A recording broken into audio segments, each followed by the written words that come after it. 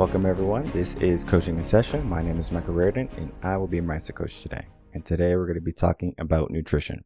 Now, nutrition is something that I have done a lot of work in my life. From when I was 16, out of shape because my mom just wanted to keep feeding me McDonald's because she thought I was too skinny. So I finally gained the weight. And then I said, well, if you're in high school, right, how are you going to get the girls? How are you going to get the ladies, right? We need to figure out what type of foods we're going to eat.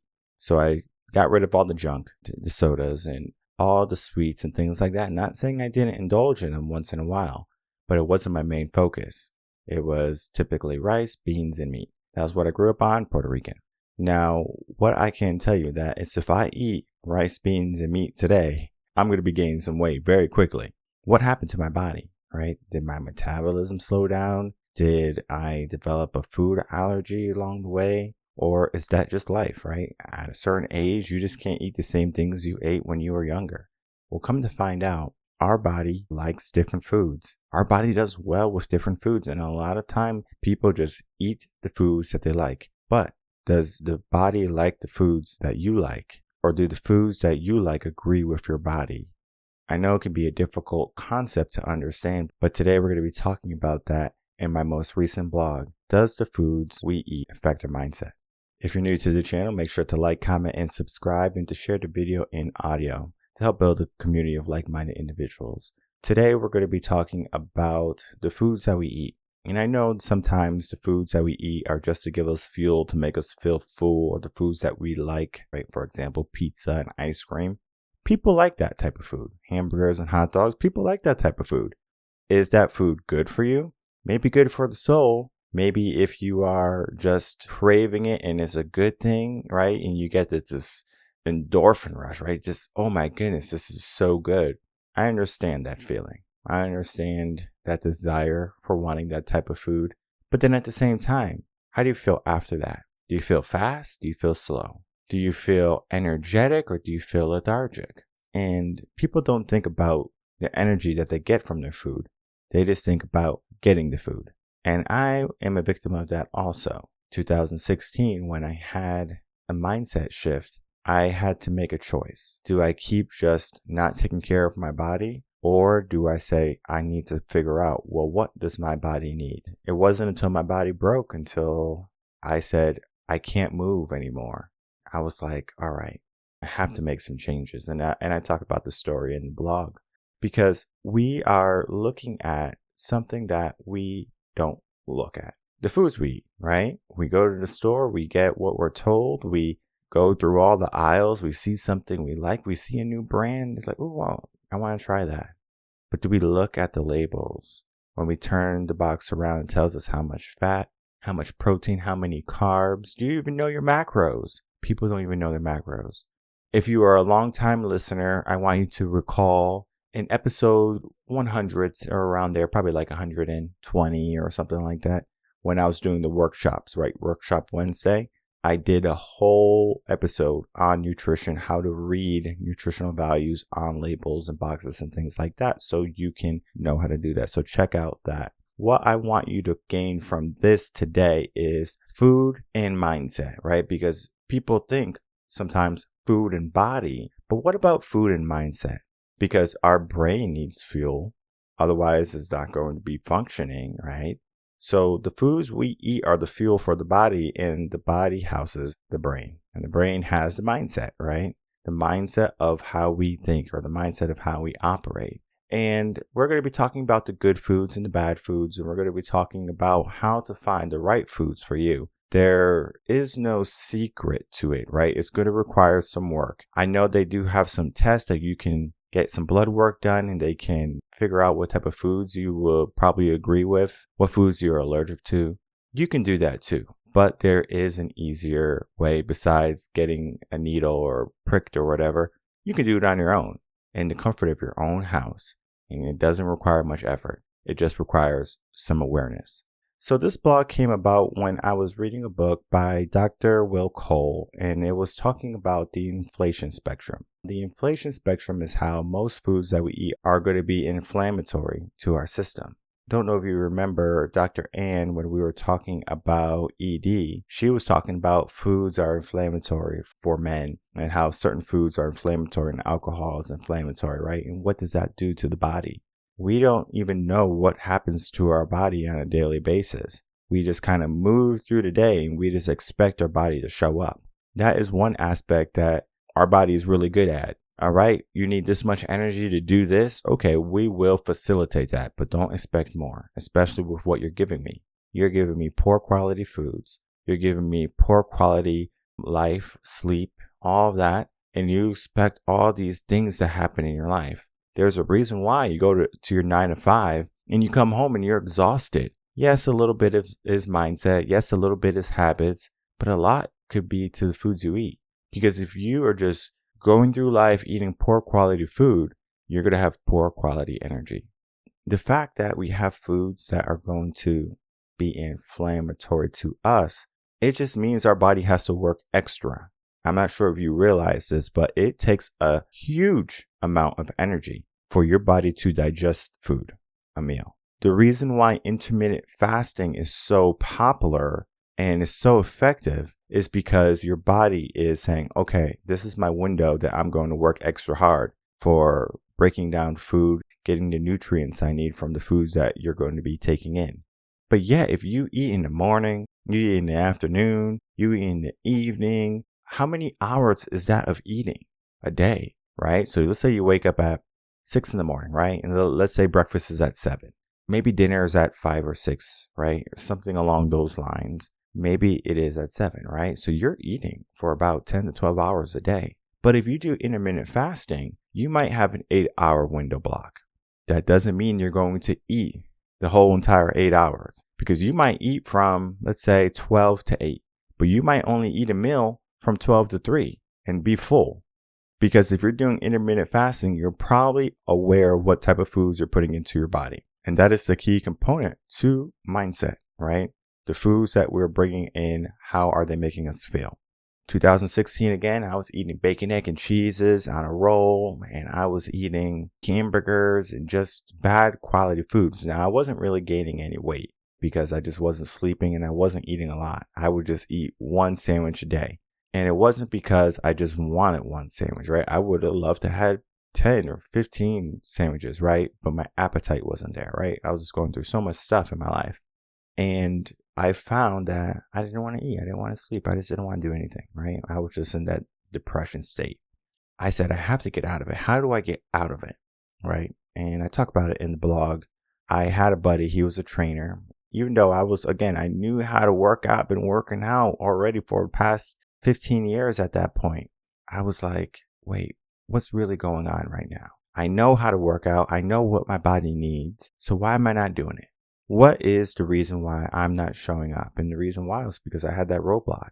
And it's important when you have a roadblock that you have someone right next to you helping you, whether you are being pushed past that roadblock or that person is helping you knock down that roadblock, right? It doesn't matter the method. What matters is that you have a mission. You find your purpose. So he was able to create a workout plan for me, and he was able to create a diet plan for me, right? And a nutrition guide for me. From there, I started to eat more. I started to be more active in my body and my health, because where I was going, again, it wasn't a good place to be, right? I wouldn't be here today speaking to you if I didn't make some changes in my life. But it required someone to be there for me, right? To be that guide, that guidepost. And I hope this episode can be that guidepost for you, because when you're working out, right, it's not so much about what you have always done, or when you're creating your diet plan, it's not about what foods you have always been eating. It's not that, because if you just keep doing the same old things, you're going to get the same old results. So my body had shifted at that time. And I'm like, man, my body has shifted. Life circumstances have, knocked me down. And now I have to work through both of these changes. They're big changes too. Easy option would be just to ignore it, and whatever happens, right? To my body, to my mind, just allow it to happen and just live life, right? Complacent and in comfort, or in what seemingly would be comfort. If I look back, it would be uncomfort, because I would be writhing in regret because I wanted to do something, but I didn't. I didn't take action, and I probably would have taken action later in my life, but I'm happy I did it in my 20s, because if I didn't do it in my 20s, in my 30s, I couldn't shine. And if I did it in my 30s, then of course, my 40s, I would shine. It takes time to build. And the foods we eat, it takes time to allow them to do their work. Just because you ate a salad for lunch, it doesn't mean it's gotten rid of the bacon that you had for breakfast. It doesn't mean that it's going to get rid of the cheeseburger you're going to have in the evening. Yeah, you're being healthy. You're eating a healthy meal. But we're not talking about just a healthy meal. We're talking about a healthy lifestyle. Because that healthy lifestyle is going to lead to your mindset. The mindset of being healthy.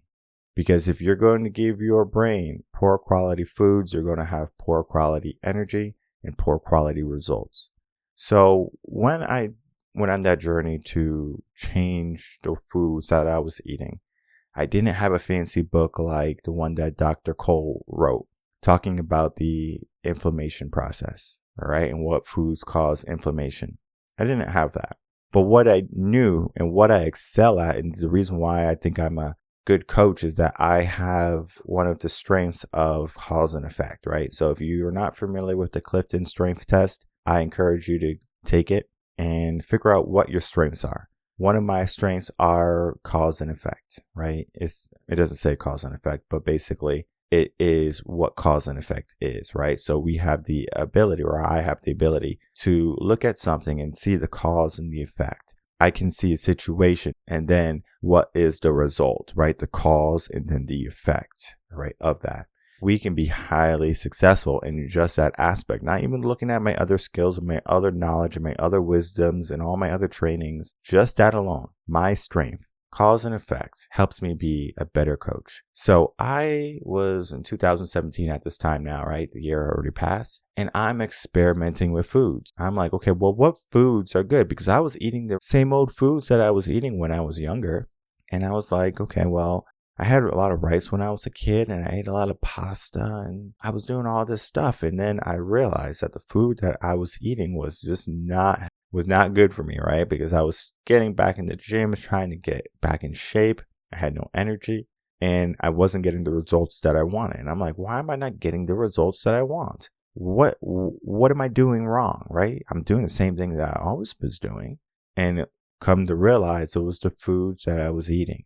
So I was basically working backwards. I'm over here paving the way, and then someone's behind me just knocking the road that I just paved. Or I'm over here smoothing out the cement, and someone's just trotting along behind me, putting footprints in the cement that I just smoothed out. Yes, right? We get to work and then see our results, or we get to work and then all our work is basically for naught because we were just doing things that counteracts that, right? So you can have a salad for lunch, but if you have a bad breakfast and a bad dinner, was that salad really helpful? In the scheme of things, yes, right? You know, you ate healthy, you're beginning that process, you're beginning the habit of having a salad. But what happened if you just change your whole entire system from morning to the evening? I want to warn people about diets, and I talked about diets too. Dr. Cole is a guy who loves keto. He's like, all right, keto, stay away from carbs. My advice is to not follow fad diets like keto, to follow Whole30 and all this stuff. It is effective, right? You will lose weight, but it doesn't create the lifestyle. Most people who go on keto are not going on keto to stay on keto. Most people who go on keto to lose 15, 20, 30 pounds, whatever. Oh, I lost 30 pounds, and then boom, they gain it back. The reason why is because the foods that we are going to consume is our mindset. So if we're in the mindset of keto, and then we get off keto, guess what? The foods that we're going to eat next are not keto. And now we have the same body we did, right? So did we just waste 3 months? Maybe. I'm not sure. Maybe you had an event that you wanted to look good for. And then after the event was done, you were like, I don't care how my body looks. It happens. But regardless of that, right? Fad diets, if you stay away from them, you'll be better. But what I did was I just experimented with different foods. So I tried rice, and I tried beans, and I tried pasta, and I tried vegetables, and I tried chicken, I tried steak, and I tried all my favorites, right? Which foods worked better for me? What foods work best for my body?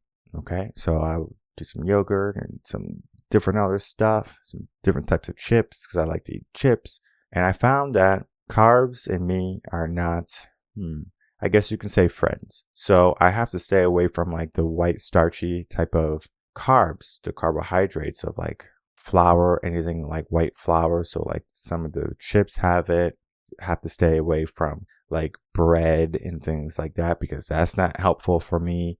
Then we get into the grains like rice. Like I can't have rice without gaining weight. Like if I want to gain weight, I'll eat some rice.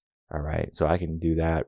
And then I found that I can eat like oatmeal. But when I was a kid, I did not like oatmeal. When I was an adult now, I'm like, oatmeal is so good for me. Oatmeal is like the superfood for me. Like when I eat oatmeal, I feel good and I look good. And I'm like, that's mindset right there, right? If I'm eating this oatmeal, I look good and I feel good. If you look good and you feel good, what do you think that's going to do to your mind? What do you think that's going to do to your mindset? What do you think that's going to do for the rest of your day? And then not even to talk about the aspect of the rest of your life. If you find the foods that resonate with you, that your body says like, hey, keep it going. This is some good stuff. You don't have to like it. I didn't like oatmeal. Now I can pour me a bowl and say, all right, I'm going to have some oatmeal. And I'm not even like cringing about it. Yeah, it took some time for me to figure out this food is really good for me. I should like it.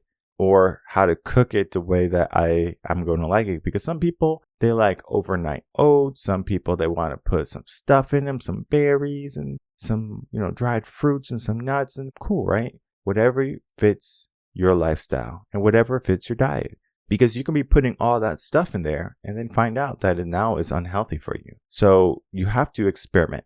And the reason why I like this book, not because he talks about keto and all that stuff, but he gives you a process how to eliminate the foods in your life. There's a systematic approach. For me, there was no system. It was just me and a notepad, and I said, this is the foods that I'm eating. I was using MyFitnessPal, and I was like, okay, this is the food. This is what I'm doing, and we'll see what happens, right? So I'll try it out for a week, try it out for a month, and I go, okay, let me see the results. Let me look at the scale. Let me look in the mirror.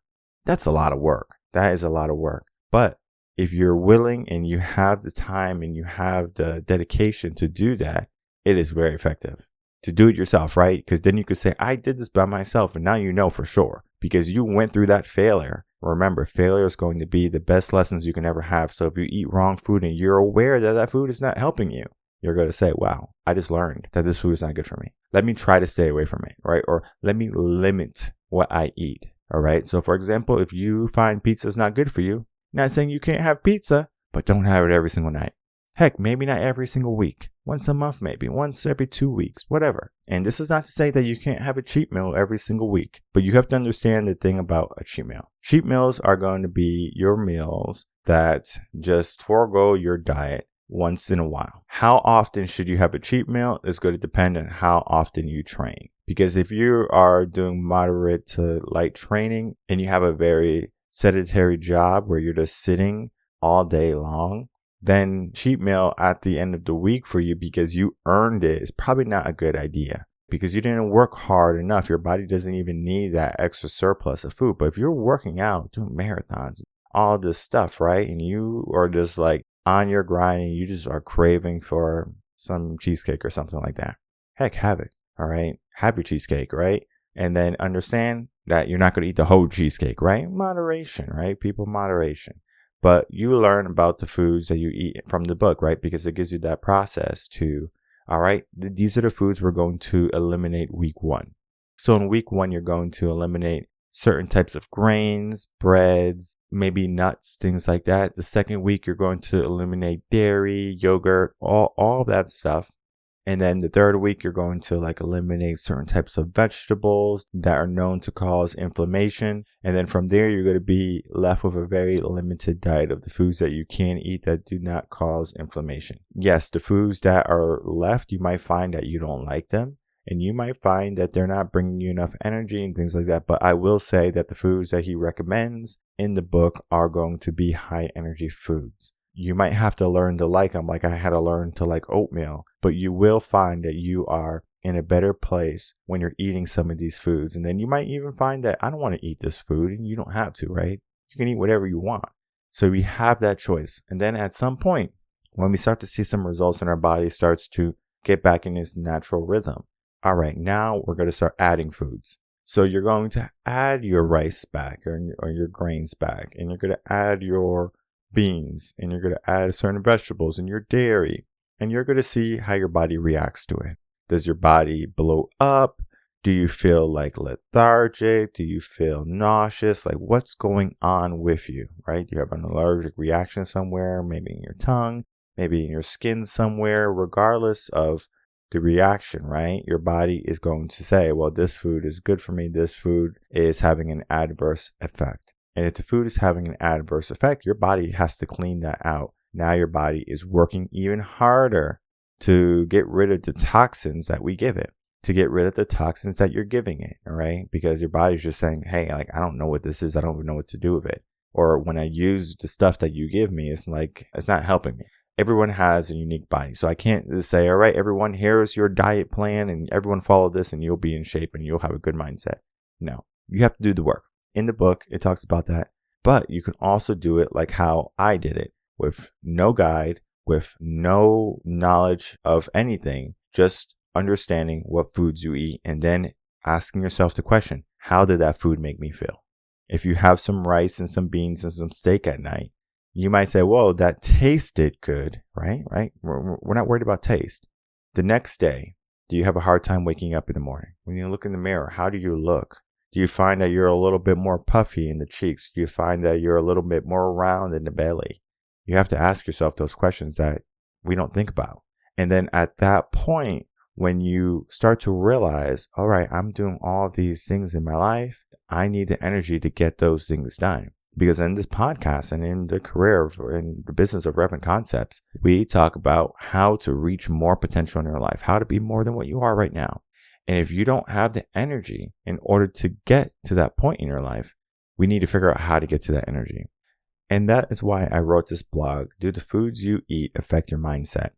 Because the foods that we eat will affect our energy, which affects our health and which affects everything we do, which affects mindset, right? Mindset is like that middle block that is right there in the middle, right? So it's like, this is our way up to things, but we have to understand if we don't have that middle block there, right? That mindset aspect or discipline aspect or the habit aspect, we are going to find that we're not going to be able to push past into the next levels. And a lot of people get stuck there, right? A lot of people get stuck on the mindset aspect. They just have a wrong mindset about things. Well, they just say, well, I'm going to do it my way, right? This sounds like my wife. She was looking to lose some weight in the beginning of our marriage and our relationship. And I said, not a problem. I can help you do that. It was a year-long process for her. And she was always just telling herself in her mind, oh, I don't want to lose too much weight because I'll look skinny and things like that. I'm like, no, you have an excess amount of weight on you right now. And then it wasn't until she saw her body when she got down into the waist and she was like, I look good. And then not only did she look better, she felt better. You don't even realize how much your body has to work when you have extra weight on it. I know I have extra weight on me right now because I'm like bulking up right now, like going to the gym, lifting very heavy. That is something I want to do. This is not by accident, right? I'm not like, oh, well, I gained a winter 15, like I'm not doing that, right? I'm still going to the gym 5 days a week. I'm still working out. I'm still conscious about my eating, even though, I can have more cheat meals and things like that. But again, I'm looking at, is this food beneficial for me? Because if I wasn't thinking that, I'll probably have cake every single day. I'll probably be eating ice cream every single night. The foods are good. I like them. But they don't like me, all right? So we can't be friends anymore, cake. We can't be friends anymore, ice cream. As much as I want to stay best friends with you and have those heart-shaped necklaces where I give you half and then I have the other half and we can unite them and we can say we're best friends ever. Food doesn't care about being your best friend. But we can care enough to figure out what foods are going to be our friend. What foods are going to help us get to the body and to the mindset that we're looking for.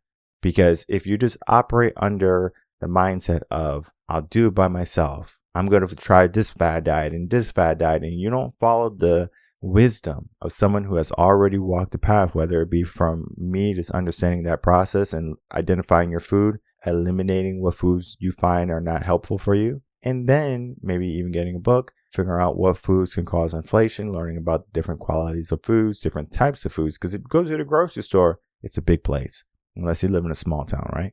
But the grocery store has all these vegetables and fruits in the produce section, and you're like, whoa, this is a lot of stuff. Well, let me stick with what I know. Apples, pears, grapes, watermelon, not even pineapple and mangoes maybe, because you might not have grown up on them. You might stay away from plums because you don't really have them. You might stay away from peaches because you never had them. You might stay away from kale because you never had it. So there's a lot of foods that we can experiment with.